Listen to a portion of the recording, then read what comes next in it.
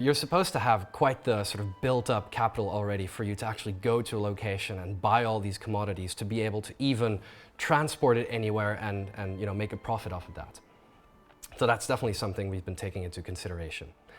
Another conversation I've seen is people discussing what sort of the best cargo hauling ship would be, and if actually some of the smaller ships out there are still going to have a purpose when the cargo hauling missions come out. So that's also something that we're going to be talking about today.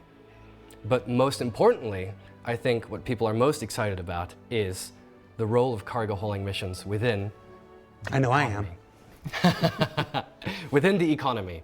And so after doing my research, I reached out to the economy team. And there I spoke a little bit with Connor, which is Nick's colleague out in Austin, Texas. Hey, Connor. Hey, Connor. And he showed us something very interesting. So let's switch to our screen here. What Connor showed me is this amazing logistical sheet that he'd been imagining, which essentially maps out all of the connections between different locations within the Stanton system. So as you can see, if a commodity would come in from the jump point and it would need to go somewhere, well then it gets connected to an LEO. And then from the LEO, it could be transported to another LEO or to a Lagrange point, or maybe if it needs to go down to the planet surface, it will go through the landing zone to the outpost, or maybe even if the outpost is closer to a distribution center, go to distribution first, and then to the outpost. And each of those... Nos están enseñando lo que sería un imaginario para hacer las misiones de carga y dice que para poder realizar las misiones de carga está hablando con gente del equipo de economía y que tienen este boceto, esta idea de cómo debería ser la economía, de que si algo viene de fuera del sistema debería de ir al LEO, al Low Station Orbit, que viene siendo pues Everus Harbor, Port Tressler y tal.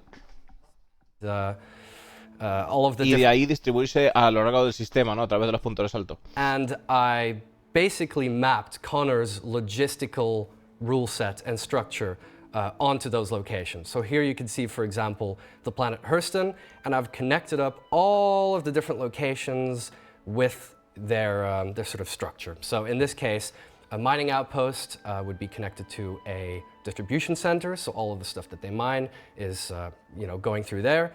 And then when that distribution center has collected stuff, it will connect up to the LEO of that planet, so in this case Everus Harbor, and from there, it goes to Está bastante interesante porque está diciendo de que todo lo que es los esquemas que me ha pasado, dice, los he puesto en el verso, en la regla del verso, ¿no? Y vemos como todos los HDMS se conectan con los diferentes distribution center y de ahí van a la estación.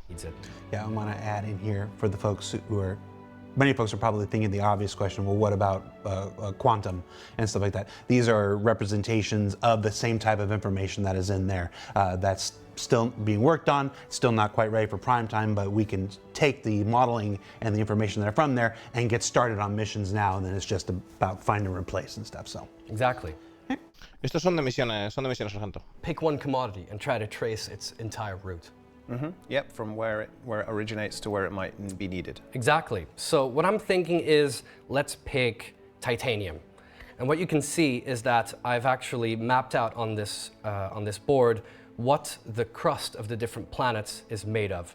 So here you can see that Hurston has iron and all of its moons have different combinations of different ores. What I can see is that titanium is mostly found on the moons around Crusader. Now this is data... So where did you get that information from? This is data that was provided to me by Connor, and Connor is also the point of contact for the people who are placing around the minables, which means that whatever planet has a particular kind of ore in mineable, that will also use... Ahora están hablando de que de dónde sacan esta información. Esta información se saca de Connor, que Connor pues es la persona de economía que tiene un enlace también con la gente que distribuye los materiales en el verso, o sea, de los desarrolladores, que dice, pues, ¿dónde está cada cosa? ¿Qué tiene titanio? ¿Qué tiene cuarzo? Those things we're playing around with, yeah. Maybe. Yeah. Star hair, star cloth, star sim, why not? All right. When you see a full-on video, like if you see somebody standing at CitizenCon saying it's called that, that's when you can take it for the reality. All right. So as you guys know, raw ore is specifically mined at mining outposts. We've got plenty of different kinds of locations across the Stanton system. But in this case, for example, on Yella, we can see ArcCorp has a mining outpost here. On Daymar, we've got Shubin and ArcCorp mining outposts. And then I believe that Selin only contains a hydro farm and research outpost. These little icons here, those are locations that will be receiving a freight elevator for the 3.24 patch. And that's where cargo hauling missions can currently take place. Están diciendo de que estos que tienen, estas cositas que tienen el iconito este que está diciendo, van a recibir un elevador de cargo para la 324, que es donde van a tener las misiones de cargo lugar.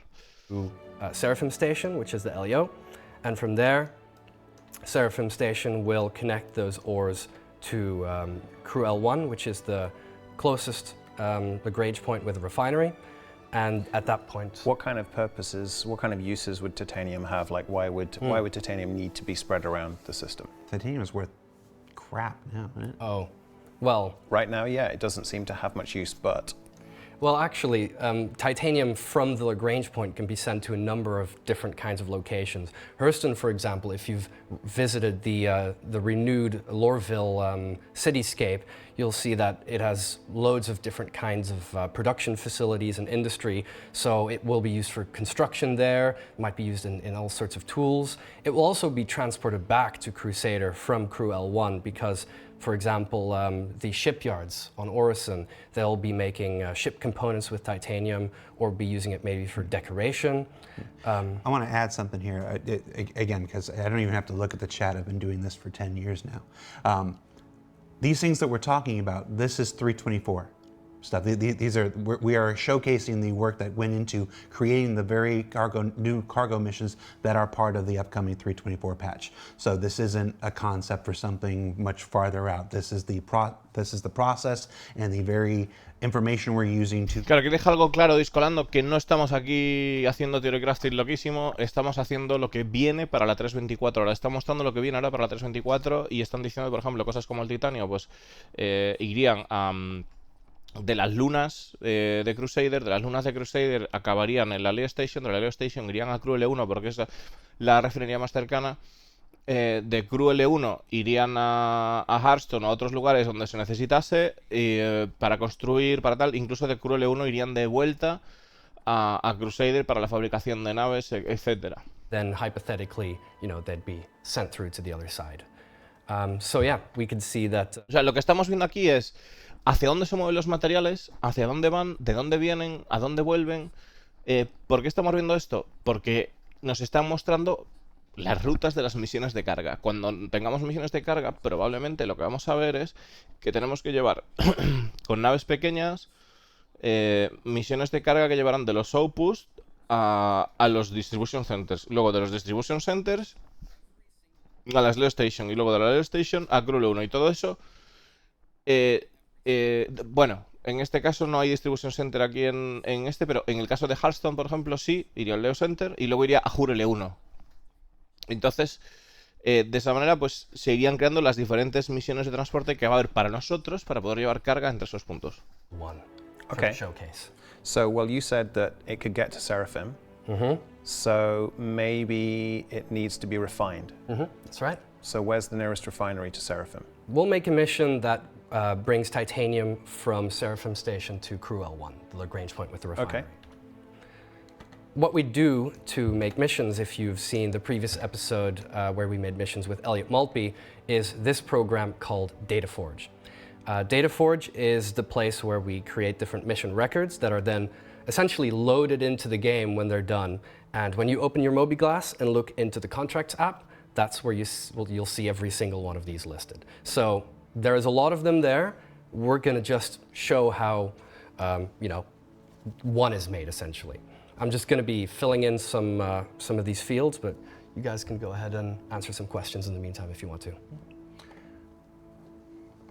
Still Tomo. Vale, lo que están hablando es de DataForge, que el DataForge es un programa que, pues, si hemos visto a trabajar y a su equipo, ¿no? Elliot Maltby, pues este programa sirve para hacer las misiones, todo el tema este de misiones modulares, etc. Entonces lo que va a hacer es generar una misión de carga.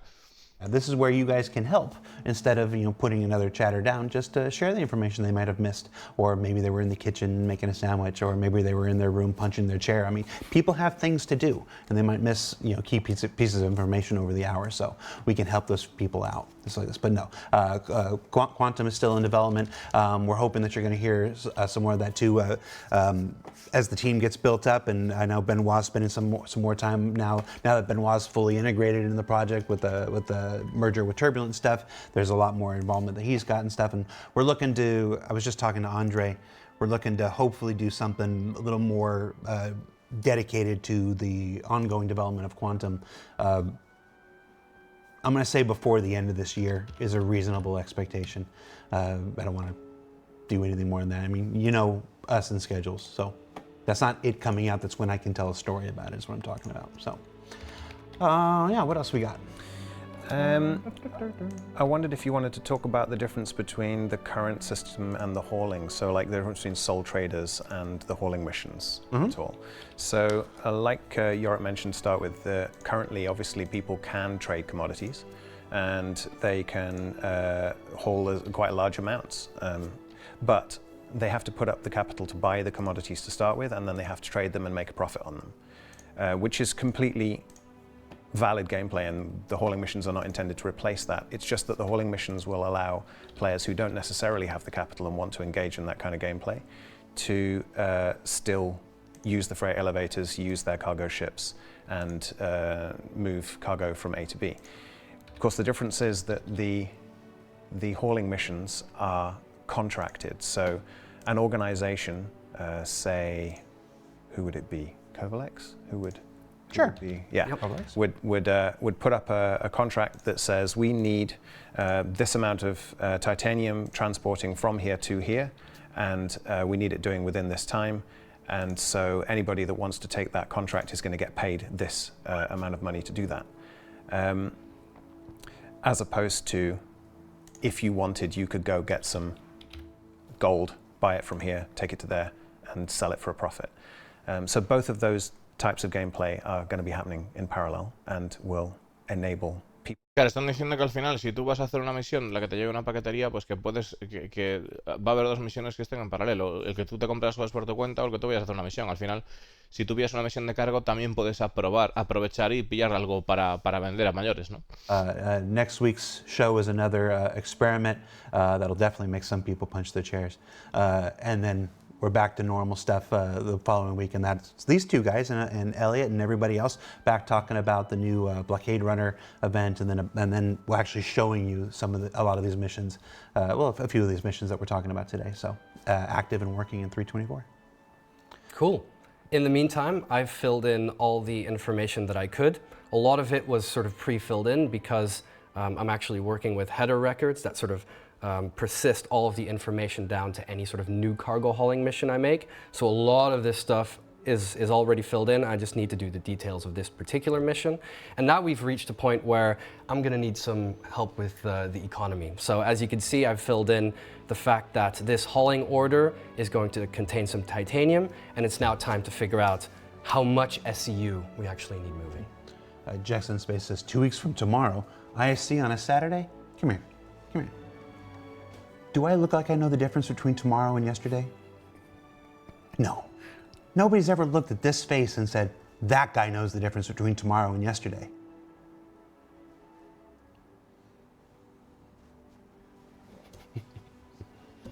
All right, Nick, what do we do? Well, I think we should use a convenient little economy tool that I made to work out what the EVR should be for this mission. And what's EVR? So, EVR is effort versus reward. EVR is a universal algorithm that allows us to balance the effort that anybody puts in for anything with the amount of reward that they should get for it. And the reward could be UEC, it could be reputation, it could be all manner of things coming soon TM. But it basically allows us to create a baseline for calculating fair reward based on time and difficulty. Obviously, there are a lot of other factors that come into all these things. Están hablando de una movida de que, bueno, el tipo acaba de hacer la misión y para poder poner la compensación económica que vamos a recibir, han hecho un programita que se llama pues EVR, que es esfuerzo versus recompensa.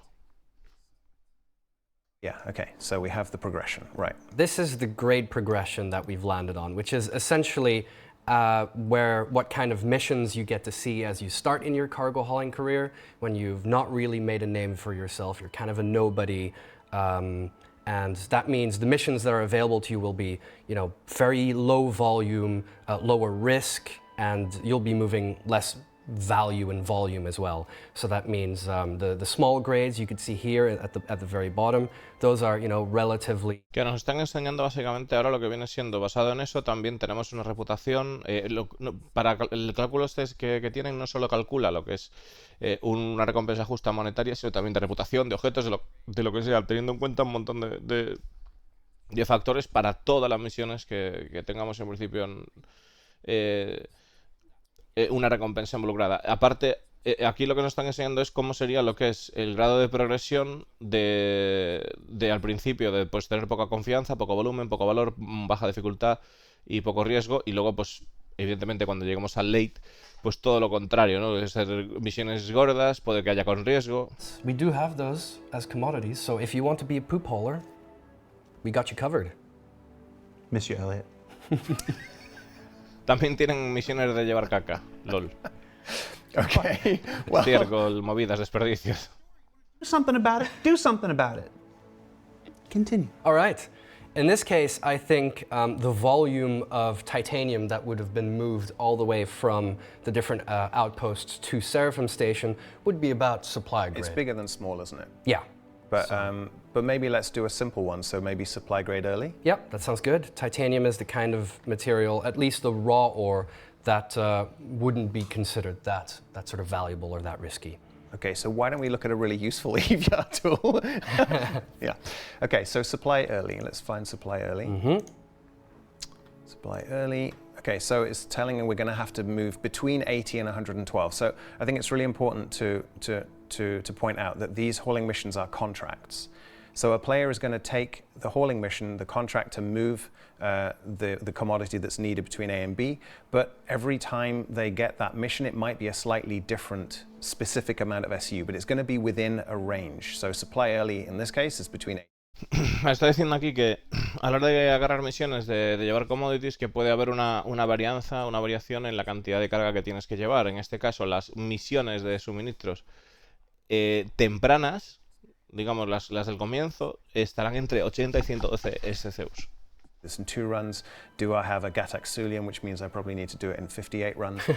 Claro, puedes hacerlo en varios runs. Dice, por ejemplo, si tienes unas Sulen, que posiblemente lo tendrás que hacer en 50 runs, o sea, que puedes hacerlo, o sea, no tienes por qué hacerlo de una tandada, parece ser. O sea, puedes ir descargando lo que quieras y irte lo llevando. Are EVR calculations for the entire Pyro system, or is EVR only calculated across all systems for the moment? EVR, because it's just time and difficulty, and it isn't a flat curve, it's an exponential curve, can work for any situation anywhere, but it's just a baseline. And when we're designing, we work with mission designers to make sure that the other appropriate considerations are taken into account. So the purpose of EVR is to allow a baseline for an approach to any situation, whether it's structured in missions or whether it's sandbox. I mean, in theory, you could actually reverse it. So instead of saying, for this time and difficulty, how much reward should I get? You could say, given that the amount of reward in this area of space is this, how difficult should it be in time and difficulty to access that? So you can flip it either way. Okay. Okay, so let's pick a titanium supply early. Okay. That's the one. And as we know, Que está comentando que lo que es el tema del cálculo de rewards, si te recompensas, si va para todo el sistema o simplemente va para... si vale para todos los sistemas o solo para Stanton, ¿no? Dice que bueno, que esto es un cálculo que no es una línea plana, sino que o sea, no es una curva plana, sino que es exponencial. El cálculo, y que tiene en cuenta pues el tiempo, el riesgo y una serie de otros factores que tendremos en cuenta también cuando nos pongamos en contacto con otros departamentos para poder adaptarlo a más tipos de misiones. y que se basa pues en el decir, oye, no solo el tema de cuánto dinero debería dar esta misión por el tiempo que lleva, sino en esta zona también, debido al riesgo que hay en el área y debido al resto del valor de las misiones, cuánto me debería pagar esta misión. Se puede hacer en esas dos maneras, plantear también. Well, that we would change, even Yes. though we're not intentionally adding combat Correct. to it. You have to take where it's going to Absolutely. affect, where it's going to happen into Absolutely. So we know this one is Seraphim to Cruel 1. it. Oh yeah. But absolutely, it wouldn't be zero risk of action in any case where it's not zero risk. Absolutely. Not with Burks out there. Well, yeah. So we aren't going to be breaking a sweat No, because it's not complex. not very complicated. And Barely even breaking a sweat. Is that an official term? yeah, or- these are for designers. Okay. And I think we need to know how to fly Dock and Quantum. Yeah, that would be preferable if you're going to do these I think so. missions. All right, Yeah. so it says easy. Easy mission. Okay. There will be a whole range for other ones as well. Yeah, absolutely. Yeah, they're going to go all the way up to the top. This is also one of those times I'm going to rely on chat to remind people of this throughout the show. This is a ¿Alguien ha visto la silla que tiene Discolando que pone RSI? ¿Es la de Monster Tech o qué? What the fuck? Quantum still in development. The stuff gets automated and stuff when all the variables go. But tools like this are great to check our answers. Basically, you do it here. ¿Alguien se ha dado cuenta de que todas las sillas que hay ahí son de Monster Tech? ¿O parecen de Monster Tech? ¿What? Maldita sea. So for the purposes of this show, we're showing you the simple tools, the little troubleshooting tools that we use. So, okay. Oh, good. Absolutely. Yeah. EVR is an algorithm. It's not an Excel spreadsheet. This is just for illustrative purposes. This is one of those times where we have to trust the audience. Yeah. Share the message. Yeah. Okay. All right. The next part of EVR is time. Yes. So we're going to figure out how long this mission would take, more or less. Okay. So I just happen to know, based on numbers that we have tested internally, that somewhere in the middle, let's say around 95, because that's between 80 and 110, that would take you around 4.5 minutes to load, and you're going to have to load it and unload it. So let's put 9 in loading. Okay. Now you're going Seraphim to Cruel 1, so there's no orbits involved. So that's 0 and 0 on those two. Trying to leave or enter atmosphere would increase the time. It would, because you're going to have to get through the 10K and back again. And then the actual quantum travel is, what, a minute between Seraphim? Son las sillas de Monster Tech, dice, lo han confirmado. O sea, Mirai y Am... Qué guapas, tío, madre mía. Okay, so that is 10 minutes total. Mm-hmm. So we have the mission, we have the difficulty, we have the time. So if we hit the magic calculate button, again, just as a caveat, this is an illustrative tool. This is not the way that we work out EVR for all of the missions. That involves code and algorithms. But if you hit the magic button, Hit it. then somebody knows how to write script There we go. in Excel. And it makes a little pretty number. Now I know that there's a lot of people looking at that going, 4,000 UEC, that's ridiculous. What's the point? If you take into account, this is a 10-minute mission. So if you were organized, you could do maybe 5 of these an hour. So then you're looking at 20K, or you could maybe even do a bit more if you had a friend helping you. So Yeah. The comparison is going to be a tricky thing right now because all anybody rightfully knows and understands is how it's been before. absolutely. You know, as this begins to develop, a new scale will begin to emerge. As this continues to evolve, as this begins to grow, the idea of what 4,000 credits is will change 100%. over time. Some people will embrace it, some people won't. Some people will punch chairs. Yeah, I'm on that. I just found out about it like 5 minutes before the show, so it's like new information to me. But yeah, so just keep that in mind that this is a scale that will continue to evolve and change and stuff like that. We can actually illustrate that. So here's one I prepared earlier. If you just pick a slightly later one, supply late, okay, and so then we need a titanium one for supply late, which is going to be many more, so somewhere around 300, 400 SCU. And this one is a multi-4. So what does that mean, multi-4? That means that this mission has been generated to multiple locations in a single hull. So the one we've been doing and been discussing is you've got one location where you pick things up and one location where you drop things off.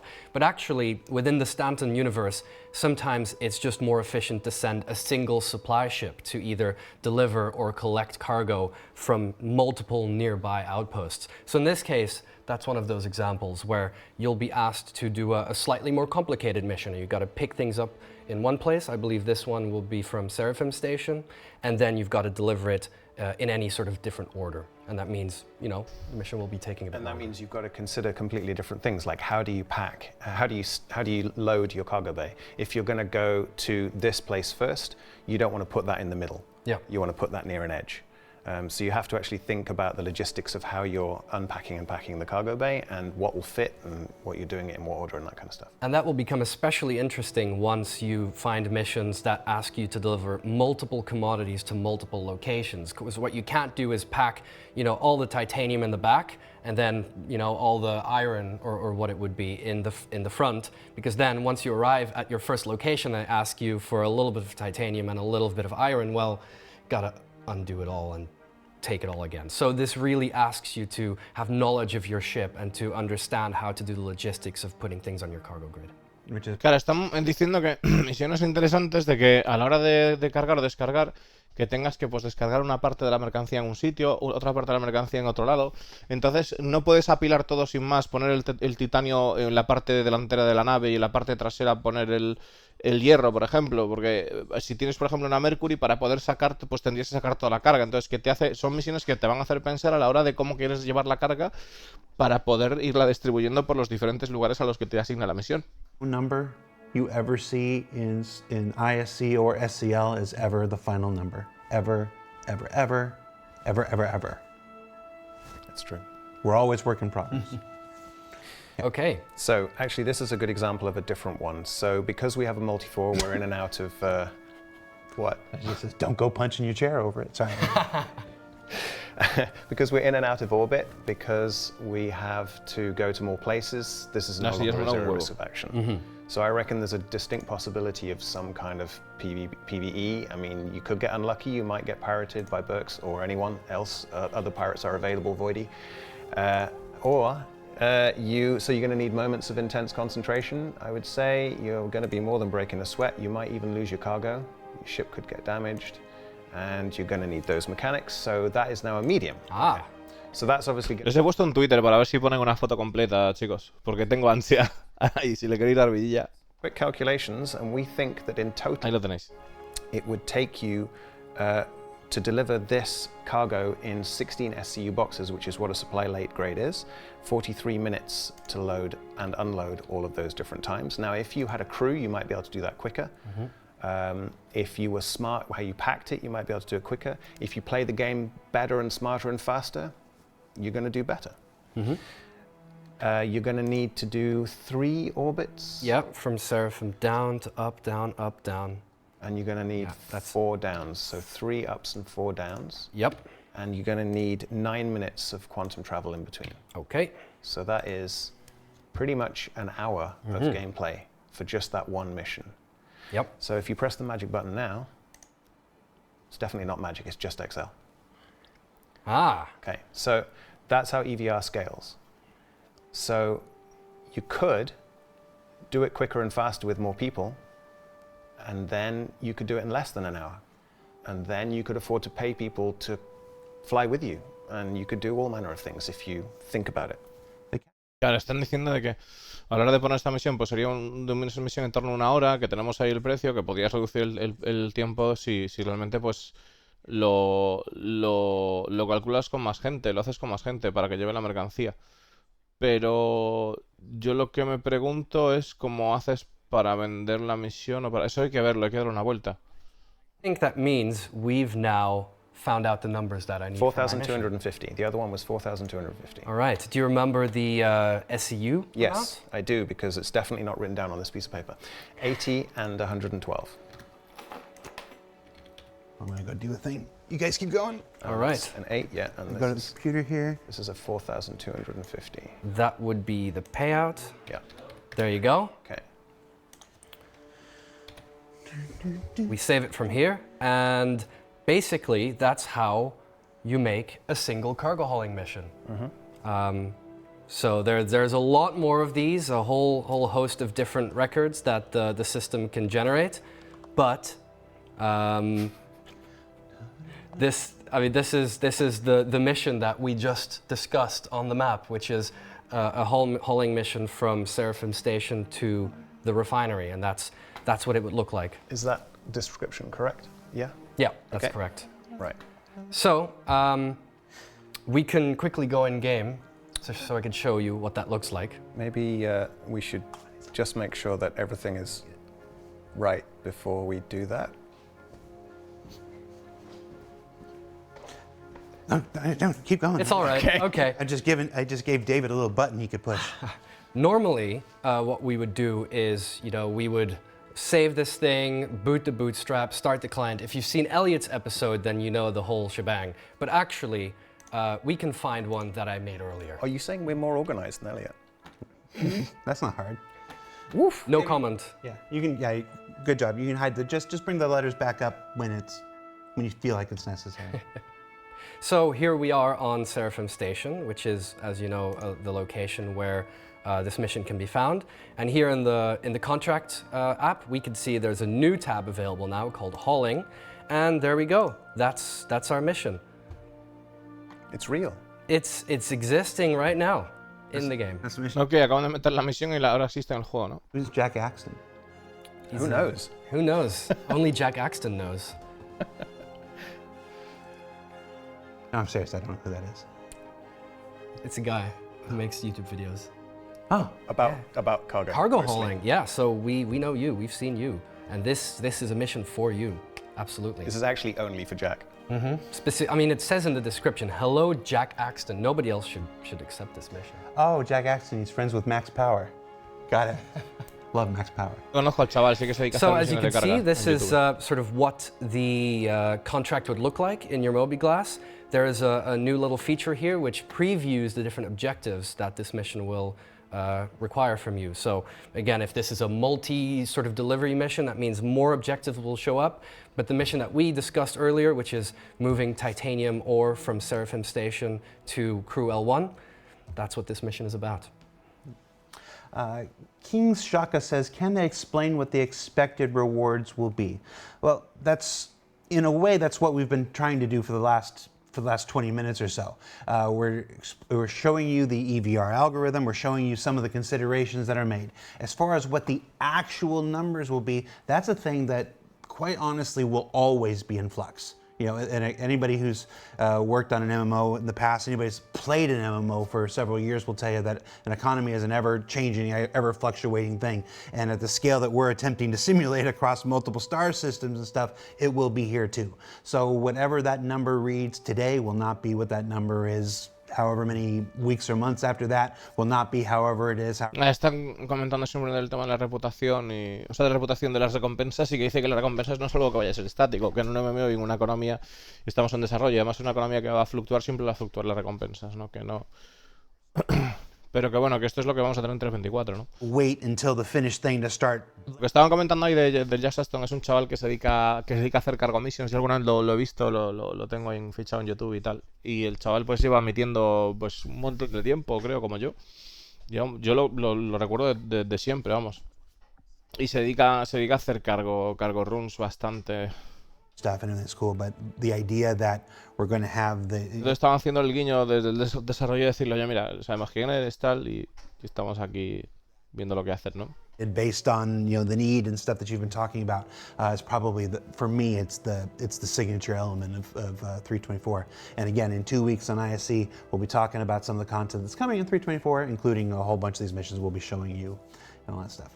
We're actually also already thinking ahead of how this can tie into sort of an automated system in the future that basically robo-yorits me.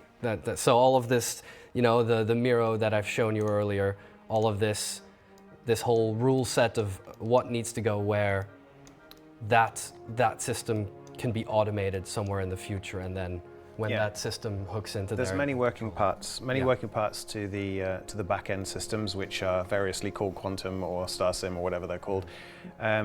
And just like Jared said, this is the this is an illustration of our intent. It's not the final working system. Well, we will be trying to plug in, and we're going to get you a second computer, and we'll be trying to play this mission next week and actually show you live one of the new cargo missions that you'll be playing in 324. Vengeance's Mine says, do these cargo things have a buy-in? No, because so originally the design for the cargo missions was, how are we going to make sure that players don't just decide this is a perfect opportunity to take a cargo grid of stuff for themselves? So they need a buy-in. But of course that feels just the same as commodity trading, where you have to have the money in order to do the thing. And that didn't feel inclusive enough. And also at a very large scale, you want to be able to use your large ship to do long, complex logistical exercises. If you also have to risk a huge amount of money to do that at the same time, you fail once, that doesn't feel good either. So the whole design ethos changed to allow this to be an environment that people could play and thrive in if they follow the rules. But if they didn't want to follow the rules, then because it's a sandbox, people will do whatever they will do. And the interesting thing is that these are not mission boxes. These are real commodity boxes and that are being transported. And so if you were to misappropriate those boxes and do something else with them, they would be considered stolen cargo, and they are marked as owned by the corporation that has given you them to transport. So you would have to sell them at a fence, and you wouldn't be getting full market value for them. Yeah, because even fences consider these cargo containers to be high risk. Everybody knows that they are, originating from sort of a reputable source. These major corporations of Stanton are basically trading above our heads, and really, whenever they need you, they'll just sort of hire you as a space trucker, which means a fence location that gets their hands on these, chances are they'll probably give you a significant portion less. Duran says, so no missions will have buy-ins now. No, we're talking about the differential between commodity missions and cargo missions. Yeah, specifically hauling missions, Yeah, so these are a specific new type of mission that do not have the buy-in. The original missions that require those commodity missions still exist, and we'll still be making more and more of those. We got a whole nother... Claro, está comentando de que a las misiones, que nosotros queremos crear un ecosistema en el cual los jugadores puedan hacer las misiones y sin tener que jugarse su dinero, y que si lo pierden todo pues se les chafe la diversión. Aún así, pero también está la opción de que los jugadores pues sigan haciendo las cosas por su cuenta, y por ejemplo, si alguien roba la carga o si alguien decide que esa carga que pues la quiere vender en otro lado, incluso pues te darán poco dinero por allá, porque incluso los fences, los peristas, la gente que se dedica a vender carga robada, pues incluso la consideran un alto riesgo también y te darán poco valor. Porque estarán marcadas como que pertenecen a la compañía Cobales o la que sea, ¿no? After a while, maybe you'll be comfortable enough to the point where you'll think of starting your own little, freelance business and going off and buying commodities in the sandbox. So what does happen? You've accepted one of these hauling missions. You haven't had to put up any capital up front. You've now collected all of these boxes, and say you do lose one, or one gets damaged, or whatever. What happens to you? So, nothing ever goes wrong in Star Citizen. I mean, you literally, stairs are fine, right? But just in case something did go wrong, just in case something did go wrong. A pirate comes by, for example? For example, a pirate. Because the commodities have real values. Yeah, or maybe the cargo grid misbehaves, or whatever. Or maybe you run out of time. Maybe you decide that you're definitely going to do that supply late mission in your Aurora. Yeah, these companies expect their cargo to be moved within a reasonable deadline. So you have the option to complete the mission early, essentially. So you have the complete button, and if you press the complete button, what it will do is the mission will take where you currently are at, and it will submit that as your best effort. And then you will get a partial reward in terms of money and reputation if you do well enough. And if you don't do well enough, you will get a partial slap on the wrist in terms of reputation. So if you decided to mislay 80% of your cargo grid's worth of titanium, then the people who asked you to transport it probably wouldn't be offering you that mission again anytime soon. So you take a rep hit. Right. You might make a little money up the side fencing it. Right. But you're going to take a rep hit, and your future opportunities from that particular guild will be diminished. Correct. Exactly. So yeah, that is essentially it. We got a few more minutes. Who else has got some questions? Let's see. Will there be possible small extras that mission givers can give in addition to UEC, like small gifts, or if you have a good standing, a six-pack or some food, super small staff that makes mission givers feel like people that sometimes throw in a non-monetary bonus. So basically mission rewards besides just money. I think this is, from the birth of the mission system, this has been the number one top tier, most requested thing, and we started to see the very first bits of that with Xenothreat and Operation Overdrive. Started to see quest rewards beyond just the UEC. Can this be expected at some point for? So I don't want to speak to the entire progression system because that is a design owned by someone else, but EVR is designed to handle any kind of reward. So maybe. I believe we mentioned in last year's CitizenCon that the reputation system will be including this sorts of rewards depending on the kinds of guilds. I can just go ahead and say, he won't speak for it, but I can go ahead and say that yes, obviously the reputation-based rewards through the organization system are one way in which you'll receive items that are not just money, but also there is an ongoing effort to evolve the mission system. Están preguntando si va a haber otras recompensas aparte, como que tengan algo de comida o como tengan alguna movida extra aparte del dinero. Dice que están haciendo un extra esfuerzo para poder mejorar recompensas la tecnología está ahí, pero están en ello. You should see more of that, just like you saw with the Overdrive and Xenothreat stuff, in the near future, or in a future.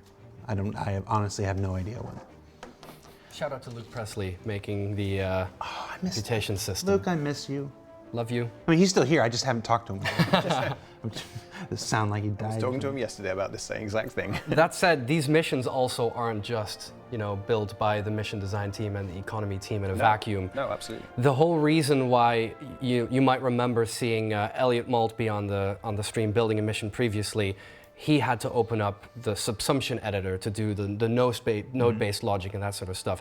These cargo hauling missions have been completely built with code, basically. So shout out to our programming team as well, CGP6, Team Dave, for helping out and setting up all the the logic and the code in the back end. CGP6, we've got to get better at naming things. Core Gameplay Team 6. Yeah. Yep, that's it right Team now. Dave. And also thanks to Team Chat, of course, for building the freight elevators, because without those, this wouldn't even be possible. Oh, yeah, for sure. This bothers me, so I'm going to reveal it. There was an effort made to give all these teams really cool names, but nobody could decide whether they wanted to be named after corporations or named after vehicles, like Team Anvil or Team Valkyrie and stuff like this. And because we couldn't get a consensus, that's why they're still called GPC6. Okay, that's just some dirty laundry, and it upsets me still that we don't have the cool names. And so, as far as we talk about the types of things that you could haul, somebody in the chat is, unfortunately, his name is scrolled by. I've lost it. He asked, how big a thing are we talking about? Could there conceivably be delivering vehicles and stuff like a whole haul of the new Auroras to some other place for a showroom or something? Mm-hmm. So we do have a design for hauling vehicles, but that won't be for this release. Currently, for the release, we're basically. Ahí lo tenéis, chavales. Ahí lo tenéis. La gente que tengáis Liberator están diseñando misiones también para llevar vehículos, transportar vehículos de un punto a punto B. 32 as well, yeah. So that means it's basically all sorts of shapes and sizes and organizations to do within the cargo grid. Fury Force says delivering rocks to mining outposts. Rocks, maybe. Nobody would order a rock DS. Food? All right, I thought it literally meant delivering rocks to mining outposts. I was like, surely a mining outpost would have loads of rocks already. Why would they need rocks? They want to ship out all the rocks. Baibu says, let's see the mission, Jared, next Friday. Basically, we've only got a few minutes left before we have to wrap up this week, so there's not enough time to even get started. So we play in a local bootstrap version of the game. It takes a bit longer to load up and stuff. Plus, we're going to get a second computer in here next week, so we're going to make Nick and Yorit couldn't decide who the better player was, so I'm just going to make them both play the mission. It won't be me. I'm terrible. Any new commodities you can tease? I know we're talking specifically about the cargo missions, but there been any new commodities? I think there are, but I couldn't tell you what they are, but Connor would know. But I think there are new commodities, yes. Are there new commodities unique to Pyro? I don't know. I'm not sure. Connor is your man for that. He knows Connor. everything about that. Connor? Why are you on the other side of the planet? No, we are trying to make use of as many commodities as possible, which is why I went through every single one in the game, and I tried to make sense, building this whole infrastructure, figuring out what should go where, which means you might actually come across some commodities that you haven't seen before. For example, we've definitely got some missions set up where you're moving quantum fuel, hydrogen fuel, ship ammunition, and that turns out that this is actually the commodity that is being removed from a location whenever a player lands at a hangar and asks for a refuel and a rearm. I will say that there are commodities specific to Pyro. I know that much. Right. We've had a mission or two in the past where a vehicle was actually provided to do the mission. Somebody in the chat is asking if we'd ever revisit that. Like, could one of these cargo missions be like, yeah, I got the ship. It's all loaded. I just don't have a pilot to fly it for me. Do we have a space for something like that? This is something that I actually spoke about with some other designers, and we decided to not do that this time because there are a lot of different kinds of considerations that come with that. Esto es interesante porque están hablando de la misión que había acontecido a Pacheco, de cuando te daba para pillar una Caldas Black. Está diciendo de si habría alguna misión en la que dice, oye, tengo todo cargado, tengo la nave cargada, solo necesito un piloto. ¿Querrías tomar el trabajo? Y están hablando de que sí, de que no va a estar para este parche, pero es algo que están hablando con diseñadores y que quieren traer a la build así. Actually, what it is just a question of you basically have the mission giver basically rent you the ship, and so it is yours during the time being and stuff like that. Yeah, for sure. So, time's up, Jared. No, we still got time. Will we see NPC ships also making these same hauling runs, or will transfers just run in the background? So that's actually a StarSim quantum conversation, and the sensible answer is it depends. What you're essentially asking is, will NPCs in the StarSim system be physicalized? That's essentially the question you're asking, and the answer is it depends. Yeah, and that's been in the quantum design for forever. I'm sorry, I'm still not used to calling it StarSim. There will be a selection of them that are physicalized, and then the overwhelming majority of them will not be. Yeah. Just because there's no use taking the performance hit for that. Right. So the answer to how many will almost certainly come down to a performance thing. As the game continues to evolve, and as server meshing comes online, and we start seeing the various performance improvements that we get from that, as all the game systems are hardened and developed in line with server meshing, and those begin to harden, we start to see all these performance improvements that I swear we're all dying for just as much as you are. That will determine how many of those other ones we can physicalize and put in there and stuff. Because there's not a person who works here that doesn't want to see that line of ships leaving Area 18 and going up into orbit and hitting quantum and stuff. We all want it. Absolutely. But it will always come down to a question of, do we have that or do we have another player? And we're always going to pick another player first. So that's not a question that we have an answer for. There will be some amount of it, but we couldn't tell you how many yet. That's actually super interesting that you say another player, Jared, because these missions will tend to concentrate players. Yeah. So because the routes are grade specific and the grades are ship specific, then you will tend to find traffic of a certain type on certain routes. Yeah. So the chances are that as more players become available on a server, you'll see actual sort of shipping lanes and logistical Distribution supply lines. centers. Exactly, Yeah. all of that sort of form and actually it being player driven. Glitch Loading says, will there be bounties for when goods are stolen from a cargo mission? Oh, Well, because it's real cargo, you being the cargo hauler do have the option, assuming it hasn't glitched out the ship and disappeared forever, you do have the option of retrieving your cargo if you can retrieve it, because it is specific cargo for your mission that you need to deliver. It isn't the case yet that you could just replace your missing iron with some other iron. that would be a different mission type. That would be resource gathering coming in the future, where you're basically asked to just provide them with an item or commodity from anywhere in the universe. That's not stolen. Yeah, probably not. Unless still. you can scratch the bin off. Stuff like that. Chris has talked about that too. Could be a thing. A way to legalize stolen. Yeah. Again, for a smaller Vic and whatnot. So if you get pirated on one of these missions, you could totally ask a friend who's a really good shot to come out and follow the baddies and get your cargo back before the time runs out. Yeah. Or you could just negotiate.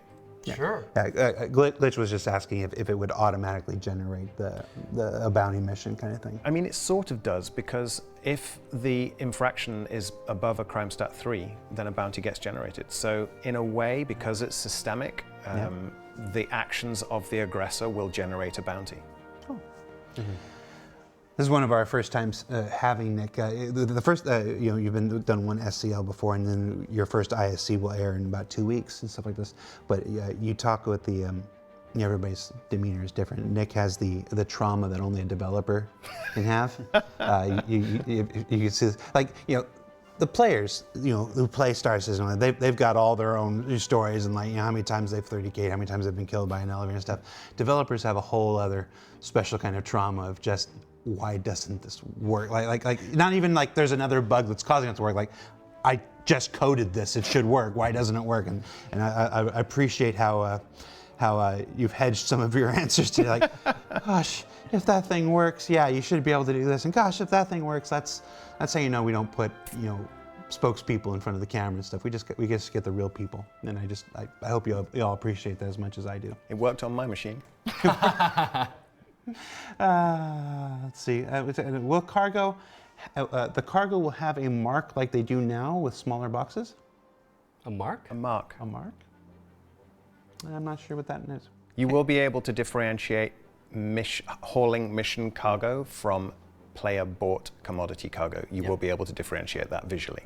Okay. Currently, you could do that using a tractor beam, where it will actually give you information about the different kinds of things that you're moving. So you'll have information about the commodity that you're moving, but also it should mention whether it's contracted or not. And then further in the future, we're looking into making that information available with your ship scans as well. Yeah. So if you're a pirate, you scan a ship, in the future you should be able to differentiate. Not just pirates, you could be an escort. Sure. You should be able to distinguish what cargo is worth taking and what isn't. All right. Well, that about does it for our time. Thank you so much, Yorit and Nick, for taking the time to put this together. We'll be back, some weirdness notwithstanding, next week to actually play through one of the missions live. This will be your first chance outside of Tech Preview channel stuff to actually see one of the new cargo missions of Star Citizen played live. And then the following week, you'll see ISC, where we'll showcase a couple different ones and a much more compact kind of version of what we're doing these 2 weeks. So like this. If you haven't, check out this week's Inside Star Citizen. Yesterday's episode was our How We Work special on the level design team. Lots of great looks at some aspects of Pyro that you haven't seen, as well as a really nice discussion about taking the lessons we've learned in Stanton and applying them to Pyro. And I know I've seen a lot of the comments are like, "Are you going to apply those lessons back to Stanton?" We sure hope so. It's just a matter of priorities. I'm just being real with you. We would all like to.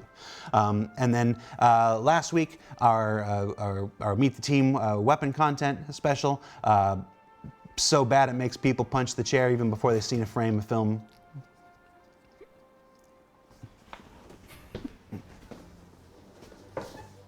Don't do it. That's a new chair. These chairs are pretty good. They can take a punch. And then come back for ISC next next Thursday, that's one that'll probably make a couple people punch the chairs. There's not a second of gameplay footage in that episode. That's our Dev Diary episode, where we invited members of the UK networking team to basically tell us all about the 7 major tech preview tests that have gone on between November 2023 and April of this year, where the very first server meshing stuff and the first server recovering stuff. And it's basically just them telling you how it went and stuff, but it doesn't really look like anything. It's a dev diary. We're gonna try a thing, and then we'll be back with these guys. So you have a week to prepare yourself for an ISC with no B-roll. Punch your chair, punch your friend's chair. Just go to Florida and I'm sorry. You just told me about it like 5 minutes before the show, and I hadn't seen it, I didn't know about it, and it was just right there in the front of my brain. Don't punch your chairs, people. There's better ways. Ahora os digo lo que están diciendo, chicos. I'm not going to go that far, Nick. That's weird. For Star Citizen Live, that's Yort, that's Nick, I'm Jared. Come back next week where we'll actually play a mission live, and we'll see you then. Take care, everybody. Grande, gran SC. Gran SCL, chavales. Tremendos SCL.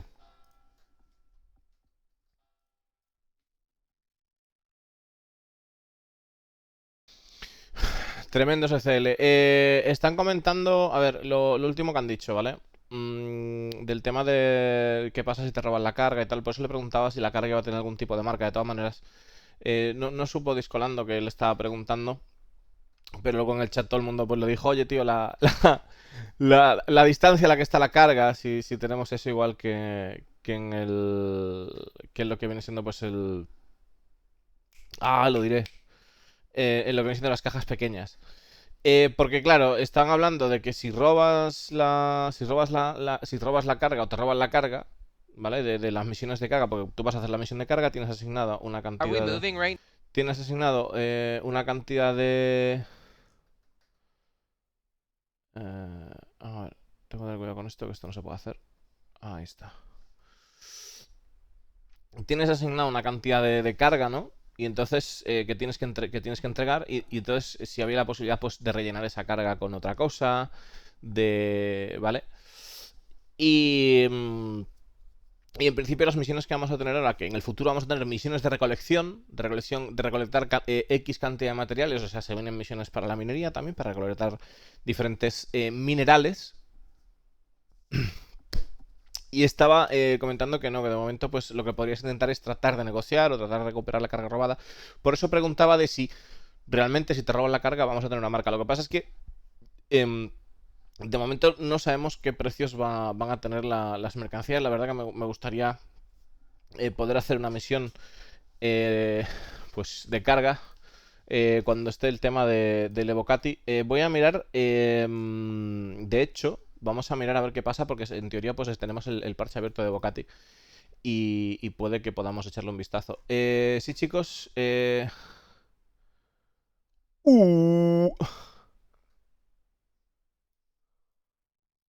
respuesta a... me acaba de responder Monsters, dice, en respuesta a Lucia, el 1 de julio.